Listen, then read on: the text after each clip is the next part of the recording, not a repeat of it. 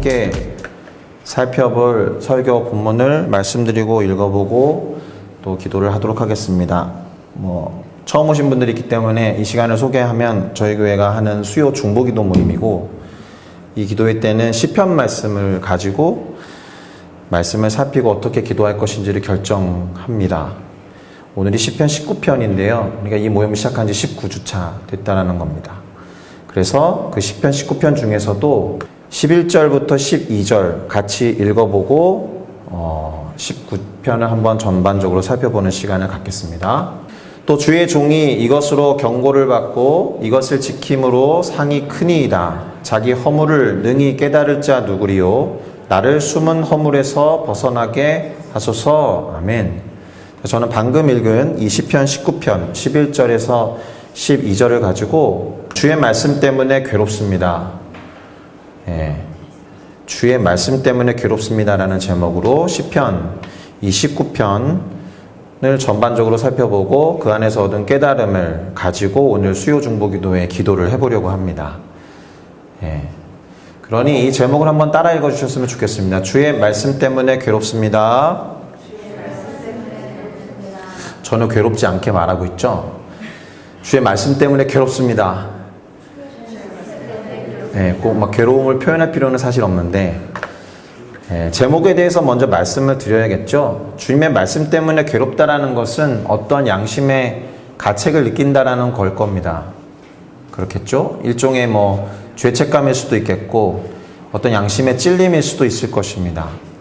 자, 그것이 어떤 느낌이든 간에 중요한 건 주님의 말씀이 우리를 괴롭게 하는 역할을 한다는 거예요. 때때로 주님의 말씀이 우리 양심의 가책을 느끼게 한다는 겁니다. 주님의 말씀이 죄책감은 아닌데 어쨌든 찔림을 준다는 거예요. 자, 그러면 제목은 이렇게 말하고 있는데 주님의 말씀을 떠올리면 어떤 생각이나 어떤 감정이 떠오르십니까? 달고 오묘하고 좋아서 막 행복합니까? 주님의 말씀 생각만 하면 달고 오묘한 그 말씀, 생명의 말씀은, 그래서 또 막 보고 싶고 막 그렇습니까? 아니면 뭔가 죄송한 마음과 감정이 밀려오십니까? 어떻습니까? 제가 두 가지 마음을 대조해서 놓았는데 아마도 이렇게 질문을 하면 말씀 생활과 관련해서 자신을 점검하게 되는 질문이 될 수 있습니다. 제가 양육하는 친구들한테 아주 가끔씩 성령이 내 안에 계셔 라고 하면 어떤 생각이 들어? 이렇게 물어보거든요. 물론 지금 양육하고 있는 친구들이 없지만, 그러면 한 3가지 답으로 요약이 돼요. 찔립니다. 엄청 기쁩니다. 근데 하나가 뭔지 아세요? 아무 느낌이 없습니다. 가장 큰 문제는 아무 느낌이 없는 것을 가장 큰 문제로 보아야 해요. 찔립니다, 죄송합니다는 그나마 성령이 우리 안에서 찌르는 역할을 하고 있다는 것이고, 기쁩니다 라는 것은 우리 안에 성령과 교제가 잘 되고 있다는 뜻이겠죠. 그러나 아무 느낌 없습니다, 이건 아주 심각한 거예요. 성령과 상관없이 산다는 것이죠. 그와 마찬가지로 말씀을 생각할 때 차라리 죄책감에 밀려오는 게 낫습니다. 막 달고 오면 그 말씀 때문에 너무 기쁩니다 까진 바라지 않아도. 자, 그런데 어쨌든 죄책감이 혹시라도 밀려온다면 말씀 생활을 잘 하지 않기 때문일 수도 있겠지만 어떤 행동에 대해서 말씀이 찔림을 주기 때문일 수 있습니다. 왜냐하면 말씀 또는 하나님의 법이 그와 같은 역할을 하기 때문에 그렇습니다. 그래서 오늘은 죄에 대한 이야기로 시작을 하려고 합니다. 쉽지 않죠? 죄에 대한 이야기로 설교를 시작하는 게 쉬운 일은 아닙니다. 제가 알기로는 미국에서, 그러니까 신대륙을 발견하고 신앙생활을 충실하게 하던 청교도들이 기도하는 가운데 다음과 같은 기도를 했다고 합니다. 주님, 알고 지은 죄와 모르고 지은 죄까지도 용서해 주십시오. 들어보셨죠? 알고 지은 죄, 모르고 지은 죄를 용서해 주십시오. 그만큼 이 청교도들은 모든 죄를 해결하고 회개하고 싶고 또 용서를 받고 싶어 했던 만큼 아주 순수하고 깨끗하고 거룩한 삶을 살고자 했던 무리들입니다. 오죽하면 그러한 신앙을 위해서 신대륙으로 영국으로부터 넘어가지 않았겠습니까? 자, 그렇다면 알고 지은 죄는 뭐고 모르고 지은 죄는 뭘까요? 아마도 알고 지은 죄라는 것은 자신이 행한 어떤 행위가 죄라는 것을 깨달아서 회개할 수 있는 경우를 말해요. 이 경우에는. 그리고 모르고 지은 죄라는 말은 어떤 특정 행위가 죄인지는 모르지만 지금까지 살아오면서 행한 수많은 행동들 중에서 그것이 죄라는 깨달음이 없지만 혹시라도 실수로라도 죄를 지었다라면 용서해달라는 경우를 말합니다. 생각했던 것과 다른 설명처럼 보이십니까? 죄라는 것을 깨달아서 회개할 수 있는 경우가 알고 지은 죄인가? 자, 회개에 초점을 두었을 때 그렇다라는 거예요. 어떤 행동이 죄라는 것을 깨달았다면 회개할 수 있다라는 점에서 용서받을 수 있는 기회인 거죠. 무슨 말인지 알겠죠? 그런데 깨닫지 못하면 회개할 수 없잖아요. 그러니까 깨닫지 못하는 가운데서도 용서받기 위해서 모르고 지은 죄도 용서해달라고 하는 거예요. 그래서 깨닫는 것도 은혜라라는 말이 있어요. 그러면 이런 질문을 한번 해볼까요? 알고 지은 죄, 모르고 지은 죄라고 할 때 무엇이 더 심각할 것 같아요? 그것이 죄인 줄 알면서도 범하는 죄가 더 큰 문제겠죠. 그것이 죄인 줄 모르고 하면은 일종의 그 사회법에서도 실수로 범한 죄여서 정상이 참작된단 말입니다. 그런데 성경에 고범죄라는 게 있습니다. 영어로는 willful sins예요. 고의로 범하는 죄입니다. 네. 우리 중 모두가 한 가지 이상 꼭 갖고 있을 거라고 저는 예상합니다. 뭐냐 하면 습관적으로 범하는 죄예요. 반복적으로 그것이 죄인 걸 알면서도 잠깐 동안 눈을 살짝 감고 반복해서 범하는 죄. 분명히 내 안에 계신 성령이 죄라는 것을 알려주셨는데 그 유혹을 못 이기고 습관적으로 반복적으로 죄인 줄 알면서 범하는 죄. 그것으로부터 돌이키지 않고 살짝 눈을 감으면서 범하는 죄가 있다면 사실 그건 상당히 심각한 거예요. 죄라는 것을 알면서도 범하는 것이기 때문에 고의로 범하는 죄. 자, 그렇다면 우리는 어떻게 죄를 인식할까요? 이게 질문이 무엇이냐면 그것이 죄라는 것을 어떻게 알 수 있느냐. 일반적으로 사회에서는 규정한 법들에 의해서 그것이 죄인가 아닌가를 알 수 있습니다. 또 보편적으로는 사람에게 있는 양심을 통해서 찔림이 오는 경우 그게 막 죄인 것 같아요. 불편함이 있고 그럴 때. 한마디로 죄가 죄인 것을 알 수 있는 기준이 필요하다라는 겁니다. 그것이 바로 법의 역할인 거예요. 성경에 기록되어 있는 율법을 포함해서 법의 역할이 우리가 죄인이라는 것을 깨닫게 한다라는 겁니다. 그래서 성경에 그렇게 써 있어요. 율법을 통해서 스스로를 돌아볼 때 이 세상에 죄를 짓지 않은 사람이 없기 때문에 의인은 하나도 없고 세상에 의인은 없나니 하나도 없다 이렇게 말합니다. 이 말은 죄로부터 자유로운 사람은 하나도 없다라는 뜻입니다. 자, 그렇다면 죄를 범해서 처벌을 받게 된 사람의 당연한 태도는 뭐여야 할까요? 내가 죄인이구나. 나 이제 처벌을 받겠다. 이럴 때 취해야 되는 태도가 무엇일까요? 용서를 구하는 거예요. 죄를 뉘우치는 거예요. 또는 반복하고 습관적으로 짓는 죄라고 한다면 이 죄의 사슬로부터 저를 좀 구원해 주십시오라고 구원 얻기를 바라면서 간구하는 태도여야 해요. 그렇겠죠. 사실은 구약시대의 율법이 그런 역할을 한 거예요. 율법으로 죄인이 죄인인 줄을 알게 됐다라는 겁니다. 그래서 죄로부터 구원이 필요하다는 것을 깨닫게 만드는 것이 율법의 역할이에요. 자연스럽게 율법은 사람들로 하여금 내가 이 죄로부터 구원을 얻어야 되는데 어떻게 구원을 얻을 수 있지? 해서 구원시켜줄 구원자를 생각하게 만드는 역할을 했습니다. 그래서 율법은 구원자로 인도하는 연결고리, 일종의 다리 역할을 한 겁니다. 그래서 사도 바울이 율법을 후견인 또는 좀 어려운 말로 몽학선생, 초등교사라고 정의했습니다. 그러니까는 어린 시절 꼬맹이가 다른 후견인을 만나기 전까지 또는 어떤 좀 높은 차원의 스승을 만나기 전까지 저 차원의 교육을 인도해주고 이끌어주는 후견인 역할을 하는 것이 율법이다. 이렇게 정의한 적이 있습니다. 그러니까 사실 율법은 구원을 얻기 위해 필요한 것이 아니라 우리가 죄인이라는 것을 깨닫게 하고 구원이 필요하구나, 구원자를 기대하고 생각하게 하는 역할을 했어야 했어요. 근데 이제 율법을 아주 중요하게 생각했던 율법주의자들은 율법을 행함으로 구원 얻는다라고 말한 것이죠.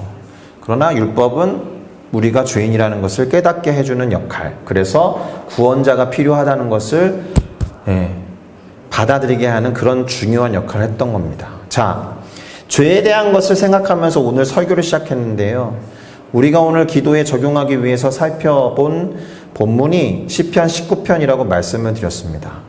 자, 이것과 죄 또는 말씀과 법은 어떤 관련이 있는지 한번 살펴보고 기도하는 시간으로 넘어가도록 하겠습니다. 우선 시편 19편을 요약해 드릴 텐데 1절부터 6절까지는 자연계시 또는 일반계시라고 부르는 것을 이렇게 찬양합니다. 자연계시, 일반계시가 무엇이냐 하면 믿는 사람이든 믿지 않는 사람이든 모든 사람들에게 오픈되어 있는 하나님에 대한 계시를 말해요. 그러니까 자연을 관찰하면 또 우주에서 벌어지고 있는 규칙들을 보면 하나님이라는 존재가 있겠구나라고 생각하게 만드는 것이 자연계시이자 일반계시입니다. 7절부터 11절은 특별계시, 곧 초자연적 계시로서의 말씀과 법을 말해요. 무슨 말이냐면 믿는 사람들에게만 오픈되어 있는 계시예요. 특별한 사람들에게 특별한 상황에서만 주어지는 계시를 말합니다. 그것을 찬양하고 있습니다. 그 다음이 죄의 문제를 해결하기 위해서 이 사람이 기도를 합니다. 그것이 12절부터 13절이에요. 그리고 마지막 14절은 자신의 말과 생각이 주님에게 기쁨이 되기를 바란다라고 기도하면서 이 시편을 마무리합니다. 자, 특별히 많이 들어본 구절이 나와요. 나의 입술의 모든 말과 나의 마음의 묵상이 주께 연락되기를 원하네. 그런 찬양이 있잖아요. 연락이라는 표현이 어려운 것인데 이따가 말씀드리겠지만 주님이 보시기에 기쁜 이런 뜻입니다. 자, 이런 내용으로 시편 19편이 구성되어 있습니다. 하나하나 조금 자세히 설명해 드리면 일단 첫 번째로 자연계시. 말씀드렸듯이 이 시편 19편 1절에 정확하게 나와 있는데요. 하늘이 하나님의 영광을 선포하고 궁창이 그의 손으로 하신 일을 나타낸다라는 구절을 통해 알 수 있죠. 하늘과 궁창, 헤븐과 스카이가 아름답고 멋진 어떤 모습을 보여줄 때 이거는 어떻게 생겨난 거지? 라고 생각하면서 그것을 만든 존재를 떠올리게 된다는 거예요. 하늘과 궁창이 아름답고 멋진 건 그것들이 하나님의 영광을 드러낸다거나 그분이 하신 일을 나타내고 드러내기 때문이다 라고 이 시편의 저자는 말합니다. 아까도 말씀드렸듯이 전 우주가 규칙적으로 돌아가는 것을 통해서 이 우주의 원리는 어디에서 왔지?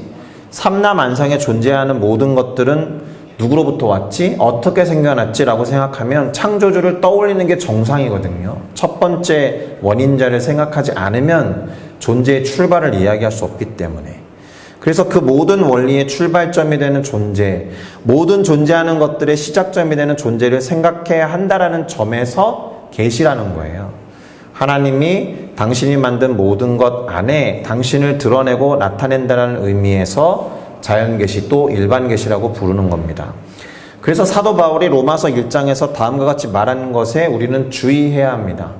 1장 20절인데요. 창세로부터 그의 보이지 아니하는 것들 곧 그의 영원하신 능력과 신성이 그가 만드신 만물에 분명히 보여서 알려졌기 때문에 그것을 보는 사람들이 핑계를 댈 수 없다. 이런 이야기입니다. 하나님이 만드신 세계 안에 하나님을 알게 할 수 있는 여러 가지 장치들이 이미 들어있다. 그러니 자연들을 잘 살펴보면 하나님을 발견하는 게 당연한데 모르겠다라고 하거나 부정하는 사람들은 핑계치 못할 것이다. 이런 이야기입니다. 두 번째, 초자연계시 또는 특별계시라고 하는 게 아까 7절부터 11절에 나와 있다고 그랬잖아요. 말씀드렸듯이 모든 이들에게 드러난다고 알려진 계시가 아니고 특별한 상황에서 특별한 사람들 또는 믿음을 가진 사람들에게만 주어진 계시를 말합니다. 예를 들면 예수님 자체도 특별 계시예요.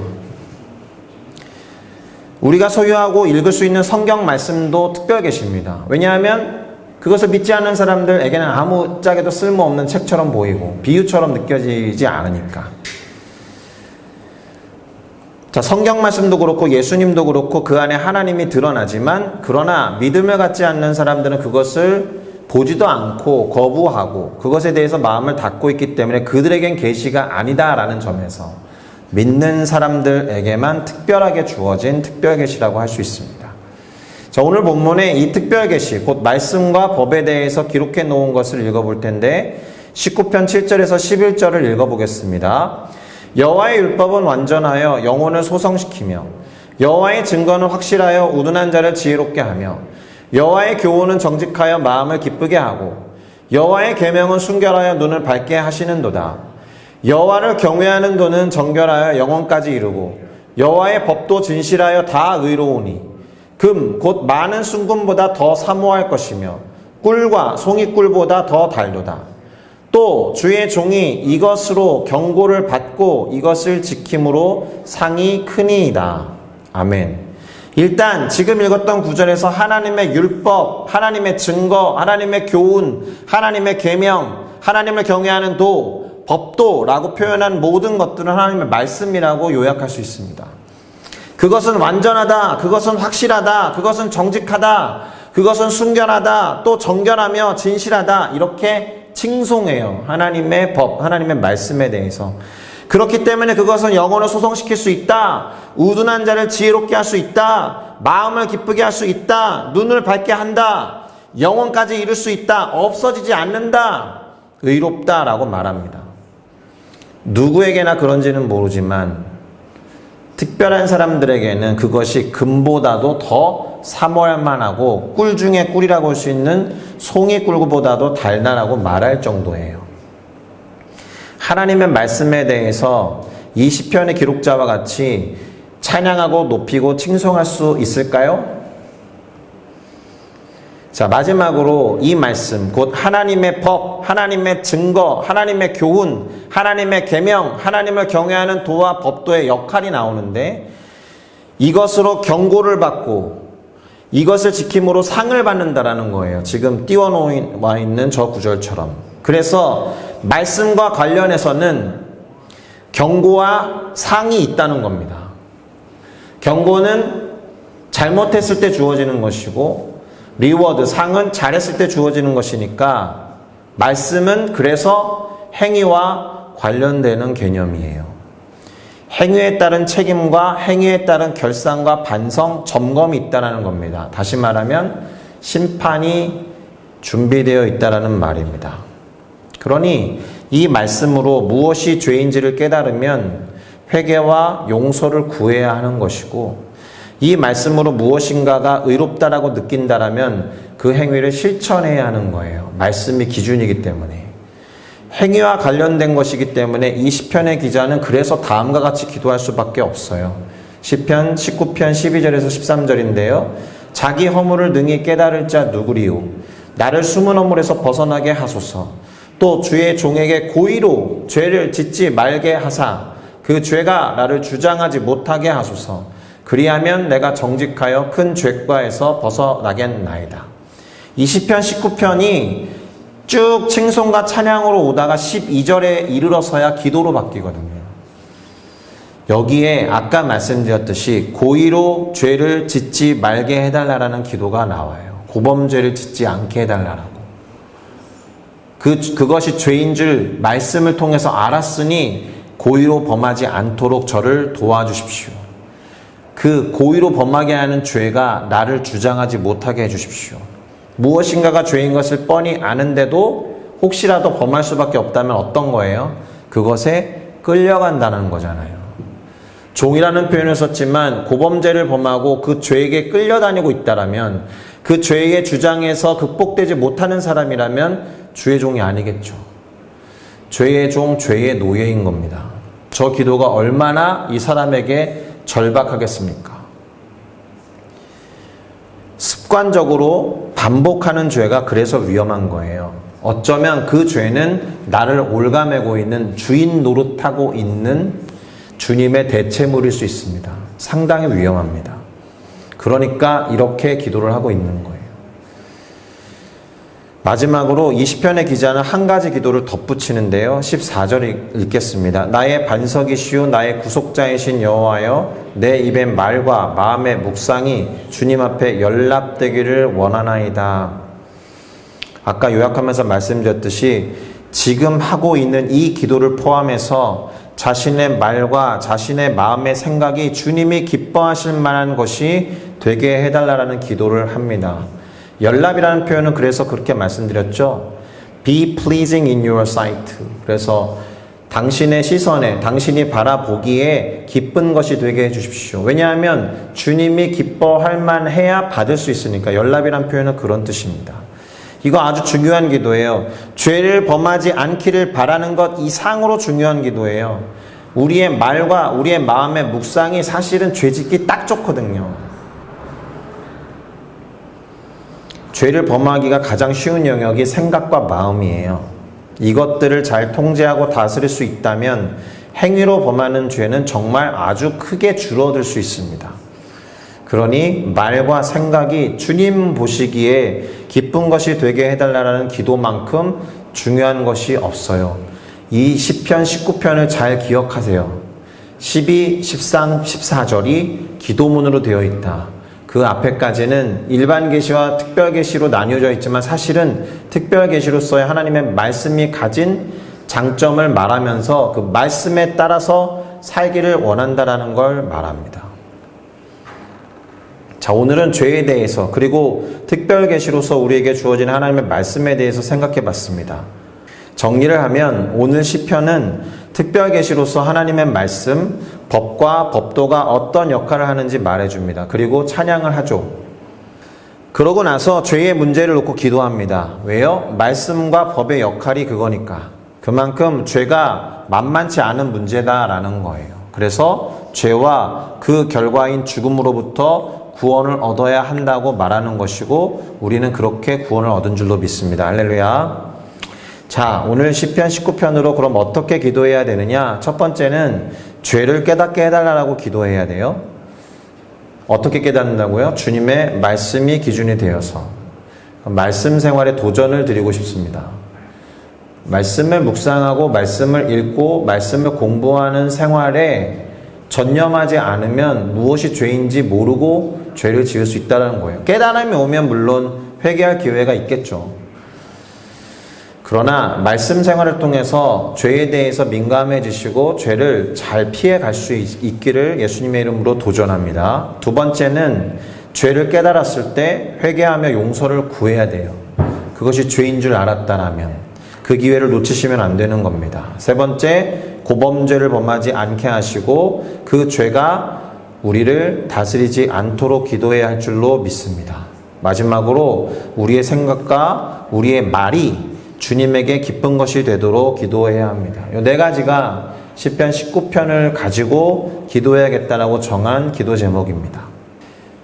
마지막으로 불렀던 찬양 있잖아요. 보소서 주님, 그 찬양을 같이 부르면서 다시 한번 기도를 했으면 좋겠습니다.